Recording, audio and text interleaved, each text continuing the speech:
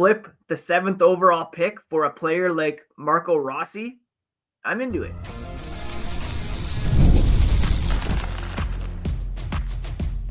You're Locked On Bruins, your daily podcast on the Boston Bruins. Part of the Locked On Podcast Network, your team every day.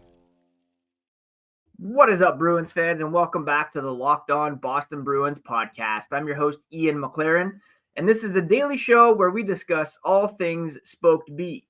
Today is Thursday, May 29th. Thank you so much for making Locked On Bruins your first listen every day. It's part of the Locked On Podcast Network, your team every day. And today's episode is brought to you by FanDuel. Right now, new FanDuel customers can get $200 in bonus bets if your first $5 bet wins. Today on Locked On Bruins, we are going to discuss the possibility of pursuing Marco Rossi from the Minnesota Wild, who is reportedly available via trade. And we're going to break down the yay case, why he's worth it, the nay case, why you might want to stay away, and also what it might cost to pick up a guy like Marco Rossi, and if you should flip the 7th overall pick for this kind of trade. Before we get into that, a quick reminder, you can find the podcast on social media at Locked NHL Bruins. That's on Blue Sky, X, Instagram, even TikTok. You can find me, my hockey thoughts, dad jokes at Ian C. McLaren. I am a lifelong Boston Bruins fan, and I've been covering this team and the NHL for various outlets for about 20 years now. All right, so there are some reports out there that Marco Rossi, who is a center for the Minnesota Wild, could be available via trade. And while general manager Bill Guerin has refuted this speculation, there hasn't been a lot of progress around a contract extension for Rossi, especially after he had his minutes kind of cut in the postseason by head coach John Hines. And I'm here to say that he's a guy that the Bruins should be in on if indeed he is available. And even if it costs you the 7th overall pick. All right. He's a 60-point, 23-year-old center. And he's the kind of guy that the Bruins are hoping to draft with the 7th overall pick, but who is a contributor right now. If you look at the centers available in the 2025 NHL entry draft, the Bruins, because they're picking 7th overall, will miss out on the kind of big-time playmaking centers like Michael Misa, probably James Higgins, maybe Caleb Desnoyers, and Anton Frondel, projected, like I talked yesterday, to select a guy like Jake O'Brien, who's good. He's going to be a very good center. The Bruins desperately need help at this position. And Marco Rossi is a guy who put up 24 goals and 36 assists this past season. He's not a prospect. He is a bona fide NHLer, and that would have been top production for Bruins centers this year. And he's just 23 years old. The Minnesota Wild have done the lion's share of the work in terms of developing him. He was a 9th overall pick in 2020. He's finding his game. Still has some upside left. So you're not buying a finished product per se, but a much more NHL-ready one than what you would draft at 7th overall. A guy like Jake O'Brien, probably going back to junior, probably another year at least at the AHL before he is able to contribute and kind of ease into the lineup. He's only going to turn 18 10 days before the NHL draft. So is he going to make the NHL at age 20? Who knows? Now, Rossi's a restricted free agent. His next contract is projected to land between 4.5 to 7.4 million. For a 60-point center, that's reasonable value, especially compared to what other guys are getting. Say Matty Beniers, rookie of the year a couple years ago, 57-point season. He's making around that high end, 7.125 or something like that. And he has failed to hit that 57-point mark that he achieved as a rookie. Boston isn't in rebuild mode. They're in retool mode. And Rossi fits the timeline better than a teenager who might not debut until at least 2027. Now, I had the opportunity actually to interview Marco Rossi a few years ago as part of a road to the NHL draft. I was writing then for Second City Hockey, which was the SB Nation site for the Chicago Blackhawks. They had a couple players here in Guelph that I was covering specifically for them, and I was incredibly impressed by Marco Rossi. He was drawing comparisons to Nico Hischier of the New Jersey Devils, and he said this to me about his favorite part of playing the center position. And tell me this doesn't remind you exactly of the Boston Bruins. I said, what's your favorite part of playing the center position? And Rossi said to me that everyone can trust you. When you play with me, you can trust me because I'm a 200-foot player. I'm really good in defensive zone and pretty good in offensive zone. And then I asked him, are there NHL players he tries to model his game after or grew up watching closely? He said he always watched Pavel Datsyuk highlights. His dad played pro hockey in Austria. When he was a little kid, he always watched the games and went to practices with him. That's where he really fell in love with hockey. His dad helped him every day. And Pavel Datsyuk is a guy that he models his game after. Now tell me that is not straight up attractive for a Boston Bruin to come in. Rossi is exactly the kind of player Boston would hope to land at 7th overall. High IQ, two-way, skilled center with top 6 upside. The difference, though, is he's ready right now. He's already a 24-goal scorer, 60-point getter. And this is a rare chance to land a top 6 center who fits your system, fills your biggest need, still has room to grow, but who can contribute right now. So even if it costs you the 7th overall pick, a 60-point, 23-year-old center, potentially available. It could cost the Bruins their most valuable draft pick in nearly a decade. But I believe that there is a strong yay case to be made here, that Marco Rossi is indeed worth it. There's another side to this, though, and it's just as valid. It's the nay case, why the Bruins should not give up the 7th overall pick. We'll discuss that here as the podcast continues, as well as take a look at some other potential fair trade options here in regards to pursuing Marco Rossi.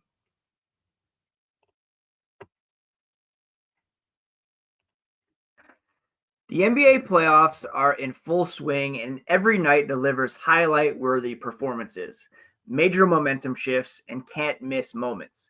Whether it's a game-winning shot or a breakout player, there's never been a better time to get in on the action. FanDuel makes it easy to stay in the game, before tip-off and live. With player props, performance trends, and same-game parlays, fans have more ways than ever to play smart and win big. All you have to do is place a $5 bet, and if it wins, you'll get $200 in bonus bets. If you're new to FanDuel, it's the perfect time to sign up. Again, just head to FanDuel.com, place your first $5 bet, and if it wins, you'll get $200 in bonus bets.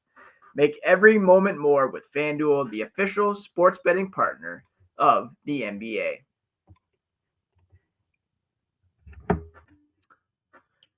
All right, so we've made a yay case for acquiring Marco Rossi from the Minnesota Wild, and that is he's the right age, he's the right profile, he's the right position, and the Bruins could potentially lock in a number 1 or at least a number 2 center for the foreseeable future instead of drafting a guy who may be 2, 3, 4 years away.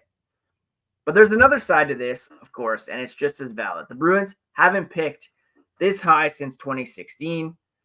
Picks in this range are generally golden, especially when your prospect pool is thin. Now, it doesn't always pan out. We remember Zach Hamill, of course. But the reality is the Bruins haven't had an opportunity to draft such a high-end prospect in quite some time. Rossi's next deal is probably going to cost around $5 to $7 million per year. For 7th overall pick, obviously you can bring him in on an entry-level deal, and that cap flexibility matters, especially with holes still to fill. Do you want to commit to Rossi at that price point when you've already signed Elias Lindholm long-term? You still have Casey Middlestat and Pavel Zacha in the mix, making a combined $10 million. Who knows? That might be too much for them to commit to when they really do need some scoring wingers as well. Now, there are some playoff concerns as well. Rossi was demoted to the 4th line in the playoffs. Coaching decision, to be sure, but it could be a sign that he maybe struggles under pressure. He's still very young, but there's a big concern for a team to build around a guy who may have concerns about his compete level when it comes to May and June, when the games matter most. Like I said, the 2025 draft class is strong at center. They're probably not going to hit on Misa, Hagens, Daniel Wanye, maybe even Frundell, but Jake O'Brien is very much there. And they're all possible 1C, 2C types. And drafting one of these guys means you grow your own top 6 center on that team-friendly entry-level contract. Rossi may be a solid second liner, maybe even a top liner. But the 7th pick could land someone with elite upside, and that's not something to pass on lightly. The Bruins could be getting a future star, but they could be giving up a future superstar and a huge cap advantage just to speed up the timeline by a couple years. Is it really worth going all in here, or do you stick to the process? To further the Nay case, you kind of have to look at why he might be available in the first place. And Rossi, again, 23 years old, coming off a breakout season where he scored 24 goals, 60 points, but he started out on the Wild's 3rd line in the playoffs, and it wasn't long before he was demoted to the 4th line. And obviously that was very disappointing to Rossi, who averaged just over 11 minutes per game in the playoffs. He's potentially frustrated with how Minnesota used him in the playoffs after a great season.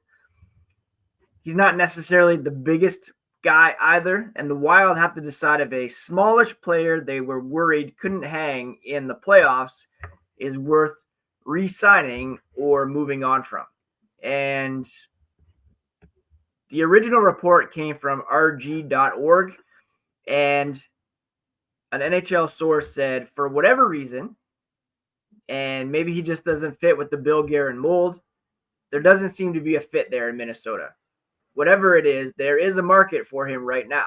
Some teams see him as a real middle 6 guy with a lot of upside. He may not be as physical as you'd like, but the skill is there. It's anticipated that Rossi will aim for a new contract worth at least $3 million annually. I told you that the projections are between 4.5 and 7. After Minnesota's playoff elimination by Vegas, Rossi expressed uncertainty about his future with the Wild. He said, I don't know. We'll see. Guerin likely won't delay addressing Rossi's future, given the looming July 1st deadline to get a deal done. An NHL exec said, I think Billy doesn't want to let it slide until July 1 when he can't dictate the terms as much. He's probably not coming back, so why let it reach the point of an offer sheet possibility? Usually the draft creates pressure for deals, and with everyone in person next week, I think that really changes things. So, there's been a lot of interest expressed in Rossi, I should add. The Blackhawks, Seattle Kraken, Flyers, Penguins, and Sabres are among the teams that have shown interest in acquiring Rossi from the Wild. And when you have a guy that you're potentially dangling and there's plenty of suitors, it's not necessarily a good sign in terms of trading him, right? Their deployment of him is super puzzling. There are questions to be answered there as to whether it was merited or if it was an organizational decision. How do you go from 18 minutes a night in the regular season to 11 in the playoffs? He still scored a pair of goals, chipped in an assist in the first round. And should be noted that the Wild were not the most spectacular offensive team. And he's a guy that, while there are some question marks about in terms of his playoff deployment, you can pin that perhaps more on how the Wild see him instead of what he's actually capable of doing. So perhaps the Bruins look at Marco Rossi, who's 5'9", 182 pounds, and think, well, maybe he doesn't fit in the Bruins mold here. Maybe he's not the kind of typical player that the Bruins would like to build around. And that size certainly is a factor, especially in the playoffs. Elite Prospects in 2020 said he's got exceptional sense of spacing, both on and off the puck, capable of playing in the most sensitive portions of the offensive zone and suffering hardly any physical wear for the trouble. If there's an opening, Rossi is going to find it and ruthlessly exploit it. He's responsible defensively with great off-the-puck positioning and support below the hash marks. Now, Bill Guerin is kind of an old-school guy like Cam Neely. And Cam Neely is, make no mistake, extended Don Sweeney. But Cam Neely is still pulling the strings here quite a bit and could have quite a bit of say in such a move, especially if it's going to cost you the 7th overall pick. So that's kind of the nay case. Top 10 picks are rare for the Bruins. They might want to try to hit here on this one. You don't get many chances to draft elite young talent without outright tanking, which they kind of did this season. The draft class is deep. Even Jake O'Brien would be a solid addition. Rossi's playoff demotion is a red flag, though. Is it a coaching issue, a reflection of his limitations? Was it about matchups, physicality, or lack of trust in high-pressure minutes? The Bruins pride themselves on playoff-style hockey. This time last year, when they were making moves, they said, we are built for the playoffs. Tough, heavy, responsible two-way play. If Rossi's not built for that or hasn't earned the trust in those moments, how much does he really move the needle for Boston when it matters? The Bruins need to rebuild the pipeline.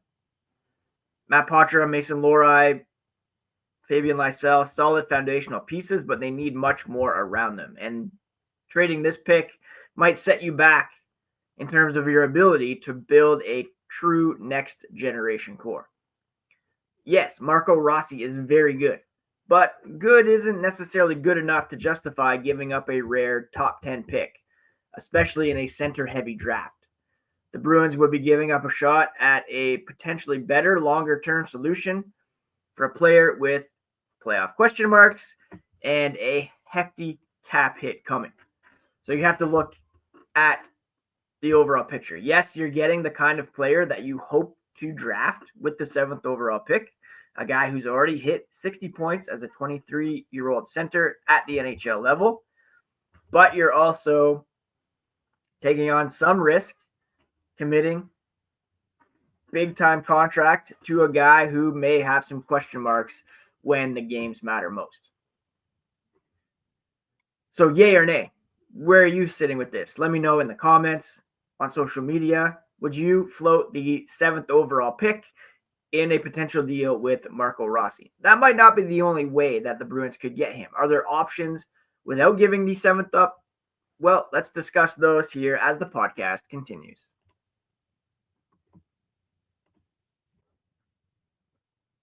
All right, we've looked at both sides.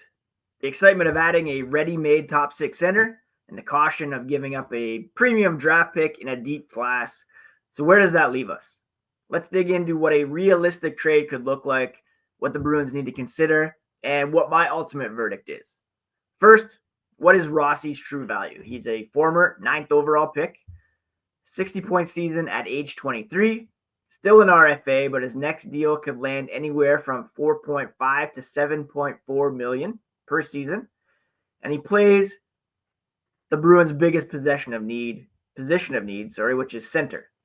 So this isn't just about trading for a name. It's trading for a player with real value who can step in right away, but who's also about to cost some real money too. So let's look at different types of deals. There's the straight up swap. 2025 first round pick, 7th overall for Marco Rossi. Simple, clean, NHL-ready return, but the Bruins lose a rare top 10 pick and cheap talent for a player with some postseason red flags and a pricey contract coming. Maybe it's too much to give up for just Rossi. Boston takes on risk, loses cap flexibility, gives up a potential future star. If that's the offer, maybe the Bruins hang up and say, we might need a bit more for this 7th overall pick because of the concerns you guys are publicly expressing. So maybe there's a more balanced trade. The Bruins send the 7th overall pick to Minnesota, but they get Rossi and a 2nd round pick or a mid-tier prospect like Riley Heidt, Carson Lambos. The Bruins still get a top 6 center now, but they don't completely sacrifice their future as well. They get a draft pick or a decent prospect to soften the blow. But you're still potentially giving up the best asset in the trade. And you need to really believe in Rossi's upside to justify it. We'll give that a conditional yay. Deal definitely worth considering. Feels more like a hockey trade and less like a desperation move. You're still investing in the future and addressing a need. Maybe you go with the option to keep the pick and a prospect package. You send the 2nd round pick in 2025, maybe along with Jacob Lauko, who's bounced back and forth between Boston and Minnesota, and Fabian Lysell for Marco Rossi. You keep the 7th overall pick to draft a potential star. You give up quantity, not your highest value piece. Lauko, obviously NHL ready, but in a depth role. Lysell still has some upside. The Wild may want more certainty than Lysell offers. And the Bruins do lose 2 promising forwards, which could impact their depth, but you're adding a player like Marco Rossi. Maybe this is the best of both worlds, if the Wild are open to it. You get Rossi now without sacrificing the top of your future core. You have to consider, is Rossi a long-term Bruin or a short-term fix? I still see him as a long-term option. Do you trust his postseason upside? I mean, it takes players time to acclimate to playoff hockey. Will Boston get another shot at a pick like this anytime soon? Well, hopefully not. So if the Bruins see Rossi as a foundational piece, maybe they roll the dice. But if there's any doubt about his ceiling or playoff readiness, it's hard to justify moving such a valuable pick for him.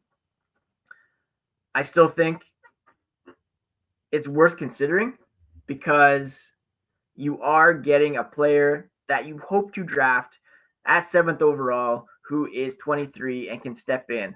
If the Bruins are rebuilding, perhaps you hang on to the 7th overall pick. But if they're retooling, this is the kind of move that makes sense. It's bold and it gives you a player who can contribute right now and for quite some time to come. He's only 23, as opposed to drafting a guy at 7th overall and hoping for the best. Marco Rossi is the kind of player you hope to get at number 7. If you can get that kind of player and retain the 7th overall pick, that's definitely a deal worth making. But I still think it's worth considering floating that 7th overall pick and perhaps getting some more from Minnesota if they're willing to deal Carson Lambos or Riley Heidt or another prospect. So what do you think, Bruins fans? Yay or nay on trading the 7th overall pick for Marco Rossi? What kind of package would you accept? And what's a hard no for you? Hit me up, Locked NHL Bruins on X or in the YouTube comments on Blue Sky. I think it's definitely a question worth discussing. Yes, the Bruins do need to rebuild the pipeline. The prospect system is bottom 5 in the league, according to many rankings. They're short on star power, particularly at center. Marco Rossi is very good, but maybe not enough to justify giving up the 7th overall pick. Having said that, again, he's the exact kind of player you would hope to land at 7th overall. High IQ, two-way, skilled center with top 6 upside. The difference is he is ready now. Rare chance to land a top 6 center. And if the Bruins are serious about evolving offensively, then his size should not matter because this is the kind of guy who can push the needle in a positive way offensively for this team. All right, that's today's episode of Locked On Boston Bruins, my friends. Thank you so much for taking the time to listen. Thank you for making Locked On Bruins your first listen today. For your second listen, check out the all-new Locked On NHL Game Night show. Every game, every night until a Stanley Cup champion is crowned. Congrats, I guess, to Brad Marchand and the Florida Panthers for advancing to the Stanley Cup final. See if Brad can get his second cup. You can get your local analysis on a national scale by finding NHL Game Night on Locked On NHL on YouTube, wherever you listen to podcasts. Please do subscribe to Locked On Boston Bruins on your favorite podcast app and on YouTube if you have not already. It's all part of the Locked On Podcast Network, your favorite team every single day. Take care of yourselves, friends. Take care of each other. We'll talk to you again here on the next episode of Locked On Boston Bruins.